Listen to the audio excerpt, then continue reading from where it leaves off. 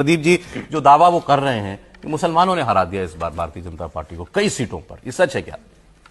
भाई देखिए, भारतीय जनता पार्टी की नींद खुल रही है ऐसा सुन के तो अच्छा लग रहा है। ये एक बीमारी है भारतीय जनता पार्टी की, जब भी सत्ता में आती है उसको गलतफहमी हो जाती है कि अब मुसलमान उसको वोट देगा। मैं आपको दो उदाहरण दे रहा हूं। 2021 का जो असम विधानसभा का चुनाव हुआ, उसमें एक बूथ था जिस पर लगभग एक को छोड़कर शायद सब जो है मुस्लिम मतदाता थे, और उस बूथ पर भारतीय जनता पार्टी का जो मुस्लिम सेल है उसके 22 कार्यकर्ता वोटर थे। बीजेपी को वोट मिले 2।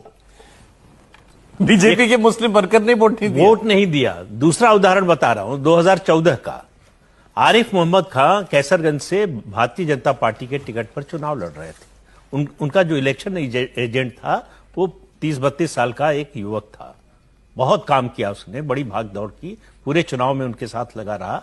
वो जब वोट देकर निकला तो पूछा गया उससे कि किसको वोट दिया। उसने कहा कैसी बात कर रहे हैं, कैसा सवाल कर रहे हैं, आरिफ भाई के साथ काम कर रहा हूं, रात दिन लगा हूं, वोट किसको दूंगा। कहा गया कि ना सही सही बताओ। तो हंसने लगा, बोला देखिए मैं वोट देने तो आरिफ भाई को ही गया था, लेकिन जब अंदर गया बूथ में मशीन देखा तो मुझसे कमल का बटन दबाया नहीं गया, साइकिल का बटन दबा दिया। अब ये सब जानते हुए भी अगर भारतीय जनता पार्टी को ये गलतफहमी है, ये वोट जिहाद आज का नहीं है, जब से जनसंघ बनी, जब से बीजेपी बनी तब से है कि वो देखिए अलग अलग सामाजिक समूह, जैसे यादव है वो समाजवादी पार्टी का उत्तर प्रदेश में समर्थक है, बिहार में जो है आरजेडी का समर्थक है, उसमें कोई बुराई नहीं है। आपकी पसंद की कोई भी पार्टी हो सकती है, लेकिन मुसलमान की इस देश में पसंद की कोई पार्टी नहीं है। जो बीजेपी को हरा सकता है उसको वोट देंगे, चाहे जो हो। उसने हमारे साथ कुछ भी किया हो। कांग्रेस के राज में, कांग्रेस शासित प्रदेशों में सबसे ज्यादा दंगे हुए, सबसे ज्यादा मुसलमान मारे गए, लेकिन मुसलमान कांग्रेस को वोट देने से हिचकिचाता नहीं है।